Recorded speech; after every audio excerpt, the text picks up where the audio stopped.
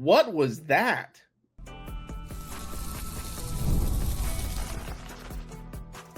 You are Locked On Mississippi State, your daily podcast on the Mississippi State Bulldogs, part of the Locked On Podcast Network, your team every day. Well, thanks for making Locked On Mississippi State your first listen every single day, part of the Locked On Podcast Network, your team every single day. Well, today's episode is brought to you by Gametime. Download the Gametime app, create an account, and use code LOCKEDONCollege for $20 off your first purchase. I'm Jaron, that's Landon. We got to get into it. NCAA tournament started. We talked on Friday. We kind of broke down both the men and women's matchup. We're going to stick with the men for right now. What was that? I mean, that's what I said to start. I mean, what a terrible performance. It was really bad, and it's hard to kind of break down exactly what went wrong because it was so many little things. At times, it was people, they seemed to be hunting for their own shot and passing up opportunities to pass to the open guy. Murphy struggled to get going at very sudden, and then all of a sudden he took over for like 2 minutes, and you're like, wait, are they going to make a comeback? And then the team fell apart again. Their defense showed up at the end, but it wasn't enough. It was such a weird game. Yeah, and I'm looking through the stat. So we said last week we really liked the matchup because Baylor wasn't great at stopping offensive rebounds. Both teams were great at getting offensive rebounds, but we thought Mississippi State kind of had the advantage. Well, Baylor dominates them on the glass. I mean, Baylor got a 42.9 offensive rebound percentage, whereas Mississippi State got 29.2. I mean, that killed it. And when you lose by 3 points, that's the funny thing is we're talking about how bad they played. They lost by 3 points. That's why you can't tell me Mississippi State wasn't the better team. You can't tell me that because they played so poorly and lost by 3 points. Oh, I know. Toward probably the last 10 minutes of the game, sitting there, and the way, like when I wasn't looking at the score, I'm like, man, this game is over. Like Baylor's running away with it. And I look down and it's a 4-point game. I'm like, oh, never mind. It's not. They just played so poorly and disjointed that it was hard to believe. Like even when they started to make a run, it was like, all right, when is it going to fall apart again? Because they just couldn't string it together for more than like 2 or 3 minutes at a time. Yeah, and I'm kind of glad we didn't do this podcast right afterwards because it's given me some time to calm down because I'm a basketball junkie. I love basketball, and I've loved it since I was little. The amount of just terrible junior high level decisions that the Mississippi State players were making, especially on fast breaks, they blew so many fast breaks. And again, like the rebounds, when you lose by 3 points, those plays are killer. They had a 2-on-1. They threw one kind of high to Kugel. He had no shot at it, or he didn't have a chance to dunk it, but then he got it and instead of right back up and laying it in, even though a defender was there, he like passed it out and they don't score on that possession. It was just crazy the little league type plays they would make. Yeah, and there was one, it was, I think, the fast break before the one you just described, which when I was watching it, kind of made a mental note, like this is when the game ended in my head, but then they came back and I was like, I guess I was wrong, but it was like 10-20 to go in the game. They were down by 4. They missed a 3. I believe it was Kugel that missed it. And then it was when Baylor went for the big dunk and the ball shot all the way into the backcourt. I was like, if that dunk had gone in, that would have been the game. Like that, I really think that one would have broken them there and they wouldn't have even come back, but they kept coming back. They just couldn't. They needed to string 2 more possessions together. Right. That's and what it amounted to. Right. And another thing we talked about before on the podcast, Mississippi State was one of the better teams in blocks and one of the better teams in steals. I think I saw a graphic where when you combine those, they were like 3rd in the country or 6th or something like that. Well, you get 0 blocks and you get 6 steals in the game. You only force 9 turnovers. Remember, we talked about it. Baylor was one of the higher turnover teams coming into the tournament, and you're not able to do the 2 things you were great at all season. So really 3 things. Offense rebounds you're great at, blocks you're great at, steals you're great at. You're terrible at it against Baylor. I had to look at the 0 blocks again. Like I knew it was 0 blocks when you said that, and I was like, is that right? That didn't make sense. How do you not luck into a block in a game? That didn't make sense. But yeah, like, and then only 13 assists for the entire game across the team. That's selfish basketball. Yeah. I mean, and go ahead. Oh no, I was like, that's really all what came down to was selfish basketball, but not doing what you're good at. Yeah, and another thing, I saw someone comment and kind of make fun of us that we said they might have the two best players in the game. Hubbard was the best player in the game. We talked about him. He's the kind of guard that could take you on a ride. He goes for 26 points, 11 for 18 from the field, 4, 10 for 3. How he doesn't get the last 3. Again, we kind of talked about selfish basketball. I don't like to say that like a player is selfish and not about the team. So I'll give Claudell Harris the benefit of the doubt that he just got it and thought there was 1 seconds left, and so he threw it up. It looked like Hubbard was going to come back off the screen and be open. I think in that situation, Jans, it's a big time. That's when you call a timeout. Make sure Hubbard is getting the ball in that situation. But kind of talking about some of the players, like Hubbard we talked about was great. The two guys we thought were going to be key. Claudell Harris played really good, 13 points. I said he needed to get 10 to 14, somewhere in there. Keyshawn Murphy, he had 10 points and he had 4 rebounds, but he really only played half the game because he was in foul trouble the first half. So he actually played well. But the guy I want to kind of criticize, and I hate doing this because he's Mississippi State through and through. Like when you think of Mississippi State basketball players, this is who you think about, and that's Cameron Matthews. And he didn't have a good game. Right. And he just didn't have an impactful game. And that was kind of the surprising. He obviously had 10 rebounds, great. 5 assists, great. But he averages 2.5 steals per game. He had 0. He obviously had 0 blocks. This is an all SEC defensive player. But the thing that I had the biggest issue with, because remember, he was the one that we said was the second best player in the game, possibly because of all the things he did. He goes 0 for 0 from the field. Didn't shoot a shot. And again, I know Cameron Harris isn't this like elite scorer. I know he's never scored 20 points in a game in his collegiate career. I understand that. What I don't understand is I counted at least 4 times where he comes off a pick and roll and he has a lane to the basket. And it's either a wide open layup, the guy rotates late, you get fouled, or maybe you have to make a contested layup. Maybe you dunk on him because he's going to rotate late. One of them I remember specifically, he's in the short corner. He goes baseline off the screen, and it is wide open to the basket. The center for, well, technically for, because I don't really play center, for Baylor was on the opposite block. He would have to come all the way over in that short time span. He ain't getting there. If he is, he's fouling you. Exactly. And he didn't even get aggressive, and he passes it off. I mean, those are 3 or 4 times that he's easily to the basket to get a layup in a basket, and he's immediately just looking to pass. And again, I know that's his game, but he has to get aggressive there. Yeah, you have to take the layups when you're there, and you love like a selfless basketball player, a guy who's going to help other people.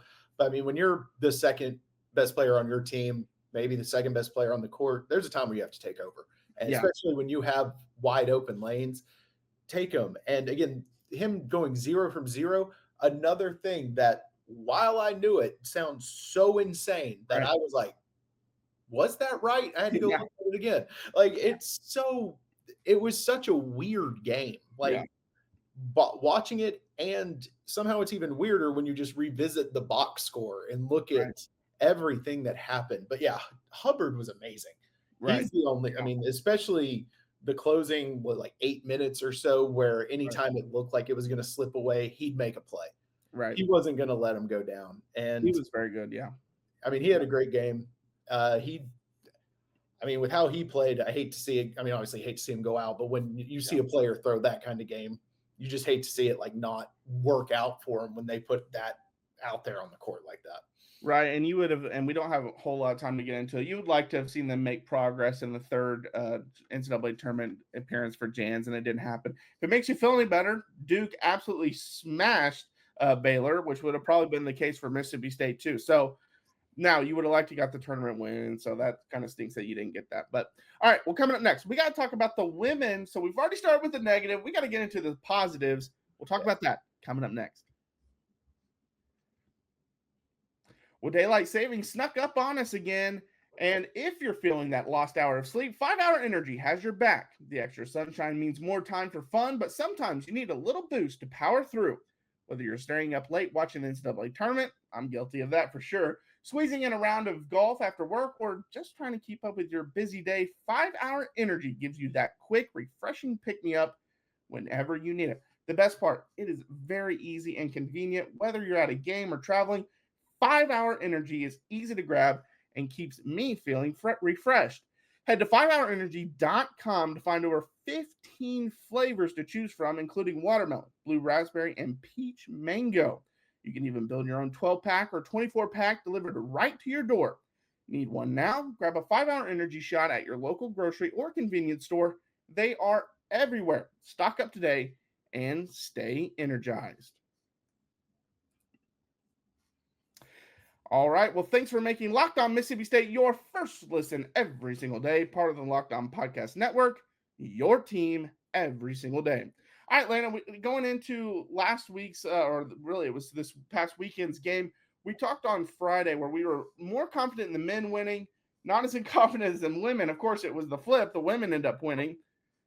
But it was how they won that was so impressive. If you told me before the game, Mississippi State women scored 59 points, I'm asking you how much did they lose by? Because we went through, what was it, 4 or 5 players for Cal that averaged double figures. I mean, we go through that game, we're like, you got to be able to get into you better be ready to get in a shootout because it's going there. And it was not a shootout. Locked them up.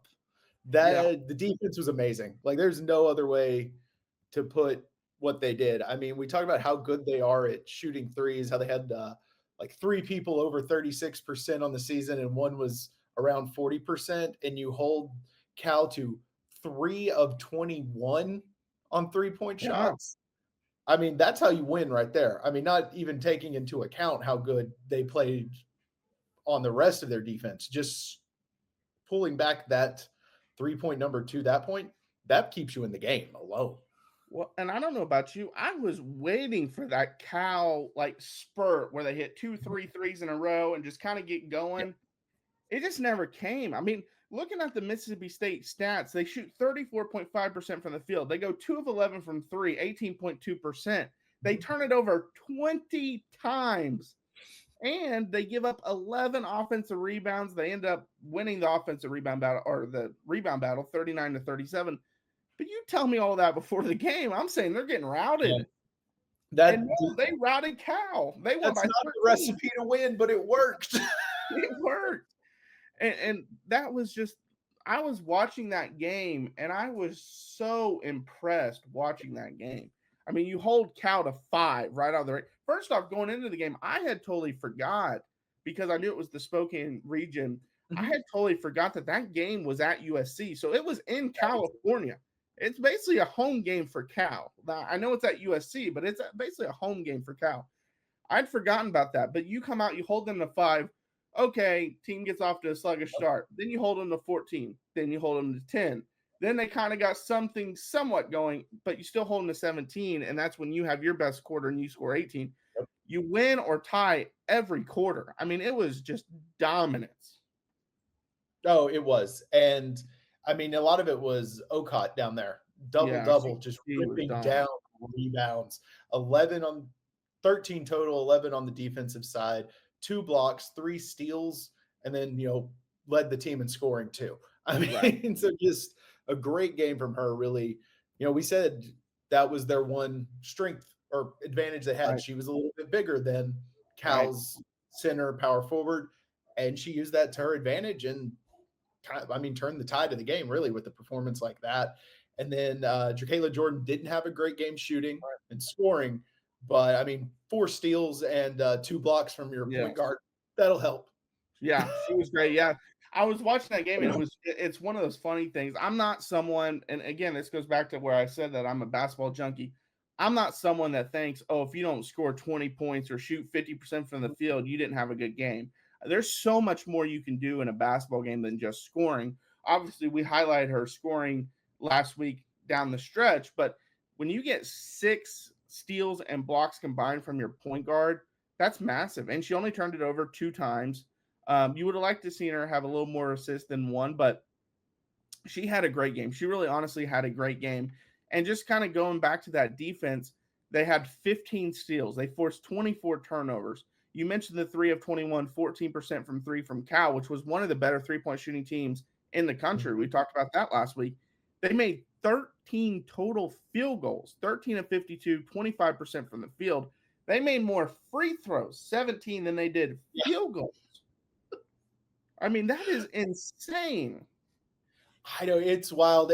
It's one of those games that when you look at those percentages and you look at a 13-point win against a very good team, anything you say that's like, oh, this person could have done this better, it's so nitpicky because it was such a good game for them just across the board. Yes, again, there were players who didn't have their best game, but as a team, this, if not their best game, one of their best games. Right, and I'm looking at it right now. Cremilli, the senior guard for them, led them in scoring at 14.1 points per game. They held her to 9 points. Twiddale, I think that's how you pronounce it. She averaged 13.2 points per game. They held her, or she ended up actually getting her 13, so she did well. Anya scored 12.4 a game. She had 17. She had the best night of all of them. 12.9 for Suarez on the season. She had 4 points. And then Kayla Williams was the other one in double figures, 11.1 on the season. She was held 3 points. I mean, just a dominant effort when we talked about Cal has all these weapons to throw at you. Now, outside of those 5, that it drops off pretty big. I mean, it goes down to 2.2 or 2.8 is their highest, and then they have 2.5. No one else scored for Right. Right. No one else in the season scored outside of those 5 girls, but they were consistently really good, which is why Cal was really good. And Mississippi State shut 3 of them down. I mean, they held 3 of them to 4, 3, and 9. So that's what, 16 points between 3 players. I mean, that's why you get the blowout. And then the 3 people that did come in off the bench from Cal combined to go 0 for 1 from the field. Yeah, 0 so, points. I mean, nothing from the bench. I mean, they total domination. Well, and they weren't. Yeah, they're not a deep team. Those 5 players that average double figures are all your starters. I mean, the bench minutes wise, 3 minutes for Abigor and 4 minutes for Donez. Noble had 20 minutes, but only shot 1, like you mentioned. So you weren't getting much from the bench going into the game. Cal knew that they needed their starters to play well, and it just 3 of them didn't. Now, Anya and Twiddale, they played actually pretty well. Now Twiddale struggled from 3, 1 for 6, but Anya had 17 and 15 rebounds. I mean, she actually had a really good game. But if you don't have, if you don't have 3, when you're not deep, if 3 of your 4 starters don't play well, you're going to struggle. And in their case, only 2 played well.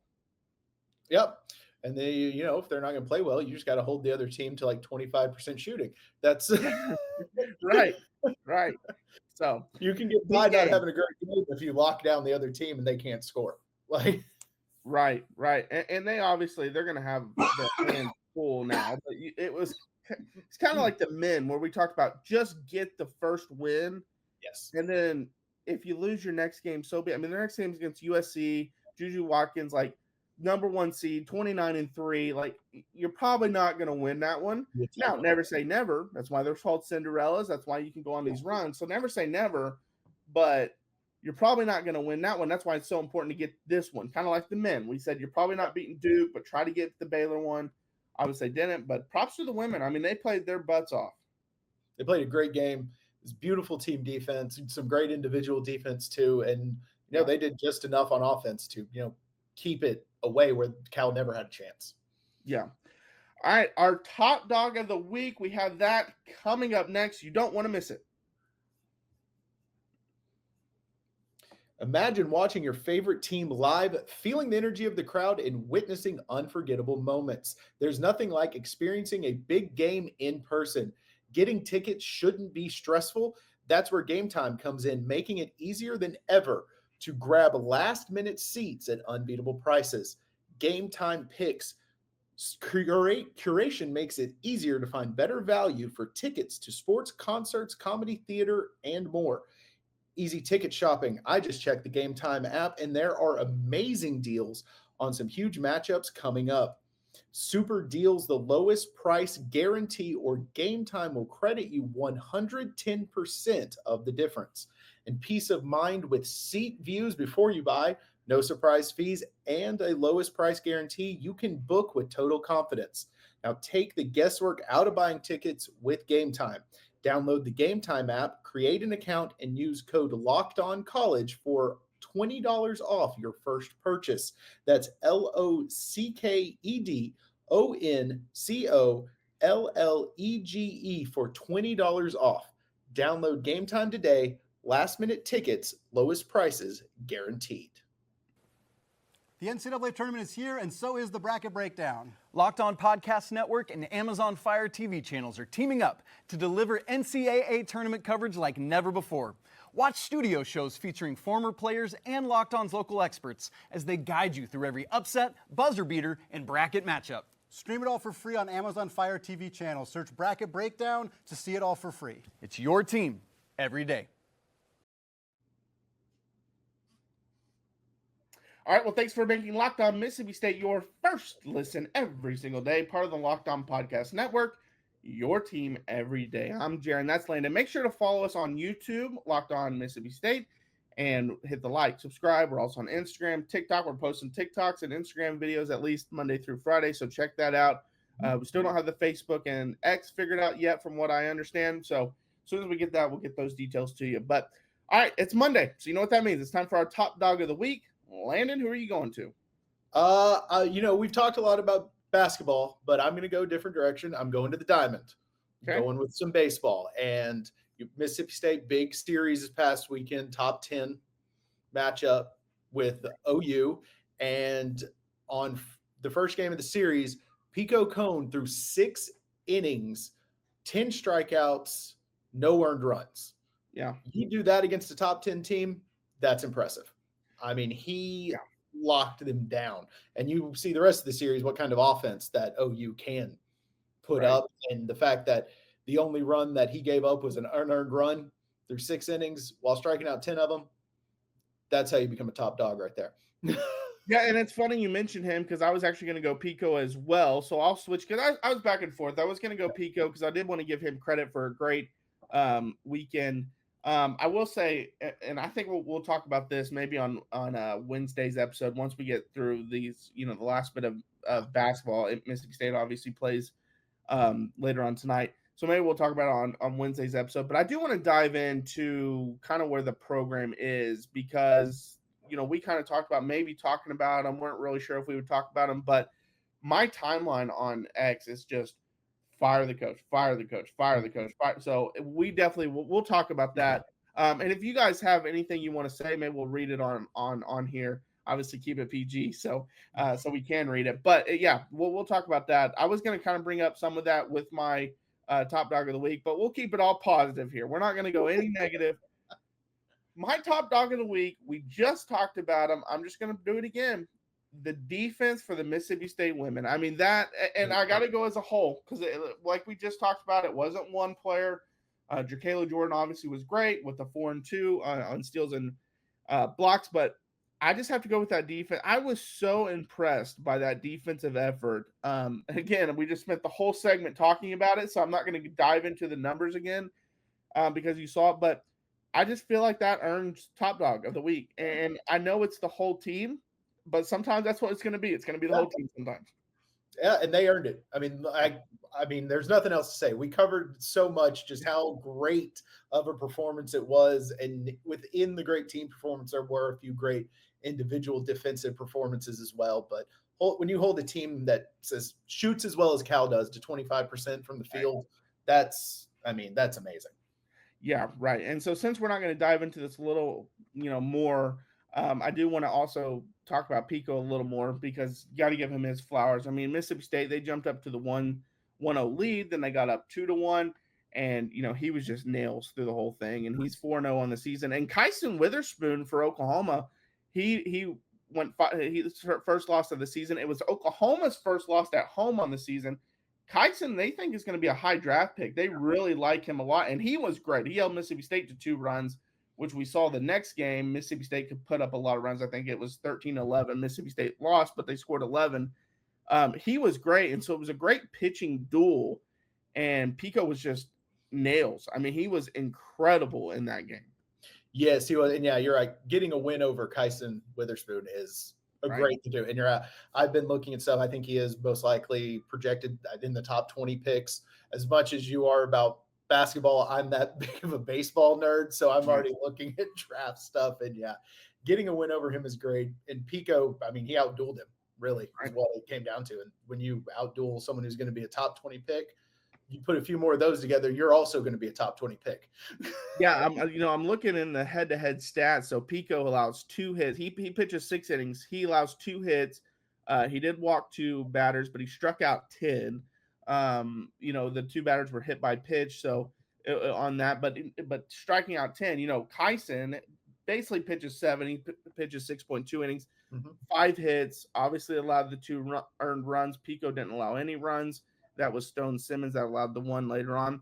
And Kyson had 1 base on ball and then 11 strikeouts. And so you basically went toe-to-toe with a guy that you just mentioned is going to probably be a top 20 pick, and you came out on top as the team and as the pitcher. I mean, he was, again, just incredible in that game. He was. It was a great win. Wish they could have kept it up. I mean, the next game after that turned into just an absolute slugfest for the lack of offense night 1. They made up for it on night 2. Right, and that's why I do want to dive into baseball. Like I said, maybe we'll get into it Wednesday just because we got a lot of football to talk about on Tuesday. So don't miss that, because Jeff Lubby said some interesting comments about the spring game. We do want to talk about that. There's also been some interesting comments about Blake Shapen and his health. We'll talk about that on Tuesday. So we got too much football to talk about on Tuesday, so maybe we'll talk about it Wednesday. But I do want to rant about that second game a little bit, because it was a ridiculous start.